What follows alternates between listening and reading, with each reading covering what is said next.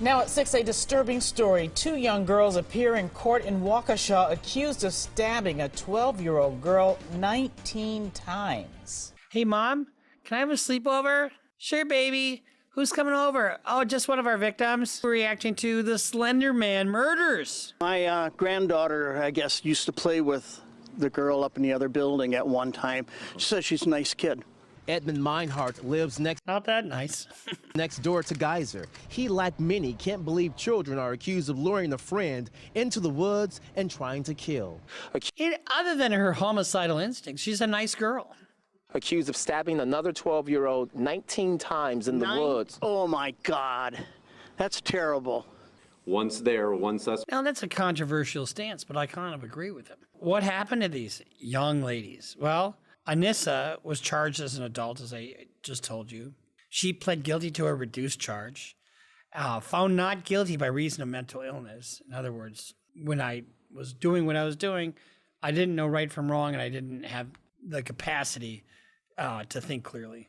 Sentenced to 25 years in a mental institution, and later granted a conditional release under strict supervision. Remember John Hinckley? He was in prison for so many years until he was let out of a mental hospital. Same type of deal. This Morgan Geyser, charged as an adult in 2017, she pled guilty to attempted first-degree intentional homicide, but found not guilty by reason of mental disease or defect.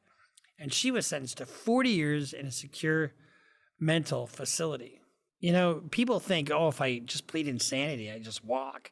That's not the case. You know, you get ordered, you get committed, you get civilly committed. This was in 2014. Anissa Weir was granted supervised release in 2021, so she was in lockup for 7 years.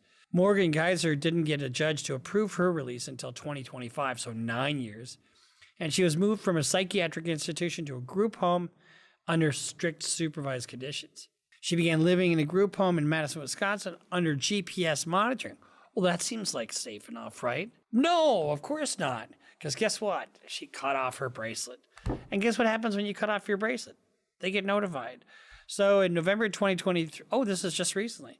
November 23rd, 2025, Morgan cut off her ankle monitor and left her group home. She was found 170 miles away with transatlantic people. She was found 170 miles, sleeping on a sidewalk outside a truck stop in Posen, Illinois, with a 43-year-old companion. Boy, they look amazing, don't they? He, she, or it, whoever they are,